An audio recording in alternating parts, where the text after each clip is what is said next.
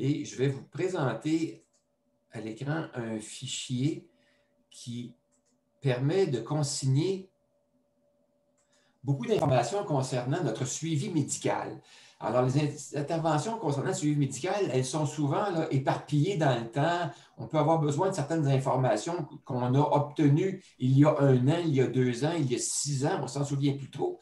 Alors, le fait de consigner l'information sur notre suivi médical, ça va nous permettre donc de retracer l'information, de retracer les dates aussi à partir de quel moment tel élément, tel épisode ou tel élément est survenu, et donc de documenter nos informations au moment où on a des consultations avec les médecins et tout ça.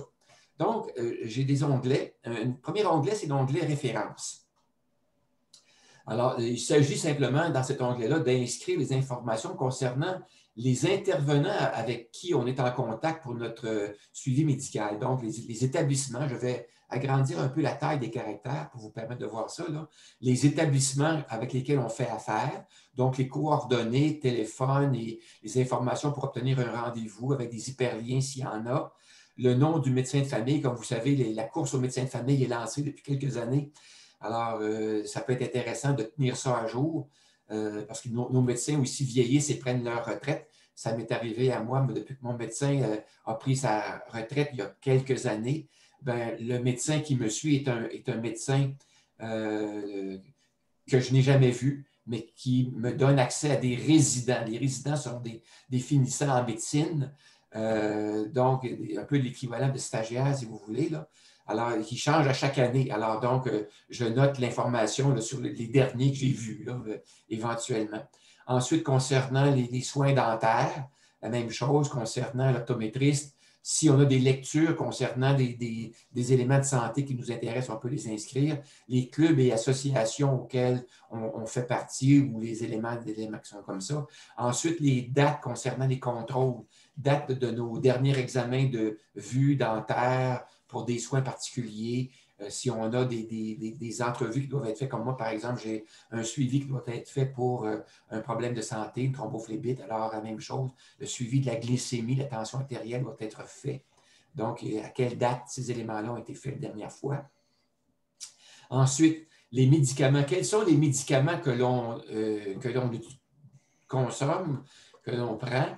Pour quels problèmes de santé on les prend? Parce qu'on doit en faire la nomenclature à nos intervenants de santé. Et si on devient Alzheimer, bien, le fait d'avoir, ou si quelqu'un d'autre qui s'occupe de nous parce qu'on devient incapable de le faire, bien, on aura un résumé d'informations pour tout ça. Donc, le problème de santé qui a généré quelle catégorie de médicaments, quel est le produit que l'on a à consommer, la fréquence et la posologie qui peut être inscrite. Alors, donc, ces informations-là peuvent être inscrites, déclinées. Ensuite, la vaccination, quels sont les vaccins que l'on a, à quel endroit on les a obtenus, à quelle date on les a obtenus. Alors, ça peut être listé. Compte tenu de la pandémie, moi, je m'attends à rajouter une ligne ici là, pour le vaccin de la pandémie contre la COVID. Donc, éventuellement, j'aurai à l'ajouter ici. Ensuite, les éléments à surveiller. Alors, c'est intéressant ça parce que souvent, dans les consultations médicales qu'on a, on peut avoir des informations qui datent, comme dans mon cas ici, là, j'ai des événements, des épisodes qui sont survenus, thrombophlébite, à 2 moments, à distancier de 2 ans. Et ça, les médecins veulent savoir ces choses-là. Là. À quel moment avez-vous eu tel événement dans votre parcours de santé? Ensuite, quels sont les symptômes à surveiller? Parce que ce problème-là risque de revenir. C'est un problème qui peut être récurrent.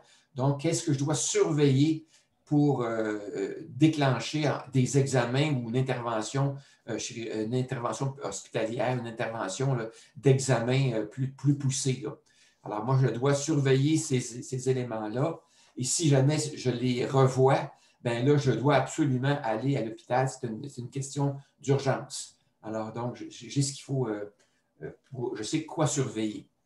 Mais si je n'avais pas écrit, peut-être que j'oublierais un ou deux de ces éléments-là après quelques années. Là, vous voyez que je peux en oublier. Ensuite, la tension artérielle. Si vous devez suivre votre tension artérielle, moi, je me suis fait un gabarit là, où je vous indique là, les sources d'informations que j'ai consultées pour monter le gabarit sur ce que vous pourriez utiliser. Et à droite, j'ai un résumé que j'ai pris sur un de ces sites-là. Je vais vous montrer le gabarit à droite. C'est le tableau d'évaluation des tensions artérielles. Alors, on a dans 3 colonnes à surveiller. Là, le niveau de la tension artérielle peut être optimal, normal. On peut être évalué à pré-hypertension ou haute tension à 3 stades, léger, modéré ou avancé. Ensuite, il y a 2 éléments qu'on doit mesurer, la pression systolique et la pression diastolique.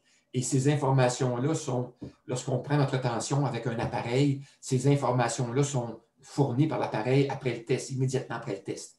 Alors donc, ce sont les valeurs qui nous permettent de savoir si on a une tension là, optimale, systolique ou diastolique, quelles sont les valeurs à surveiller, entre quoi et quoi. Il faut, quel est le diagnostic ou l'état que ça nous donne. Pour chacun des états, si notre tension est optimale, normale ou pré-hypertension ou haute tension, on va avoir une évaluation qui va être faite automatiquement et codée avec couleur. Donc, ça va être facile. Donc, pour chaque prise de tension, on indique les informations qui vont nous permettre aussi d'indiquer aux professionnels de santé. Et oui, il y a une question? Non, il n'y a pas de question, c'est bien. Alors, aux professionnels de santé, on va pouvoir lui apporter une photocopie, là, une copie, là, un imprimé là, de cette section-là qui va lui indiquer là, les dates de nos prises de tension et les valeurs qu'on a obtenues. Également, ça va lui indiquer là, toutes les informations qu'il a besoin pour savoir si notre méthode de prise de tension est adéquate ou pas. Alors, qu'est-ce qu'il faut inscrire pour savoir si la méthode est adéquate ou pas? Alors, on inscrit la date, l'heure, le lieu, la position dans laquelle on a pris la tension et quel bras a été utilisé. Ensuite, les valeurs qui ont été inscrites sur l'appareil après avoir pris la tension. Et l'évaluation, ce sont des formules qui sont calculées tout simplement avec le tableau que je vous ai présenté tantôt. Et les codes de couleur sont inscrits de façon automatique en fonction de l'évaluation aussi qui a été prise. Alors, vous voyez que dans certains cas, l'évaluation peut être à surveiller, rouge, haute tension, ou normal ou pas normal. Alors, tout simplement, c'est comme ça. Ensuite, on a un onglet pour prendre des notes. Si jamais on veut rajouter des notes, j'ai des rappels sur qu'est-ce qui est intéressant de prendre comme suivi là, pour des maladies. Alors, voilà. C'est un peu les informations concernant ce gabarit. J'arrête le partage et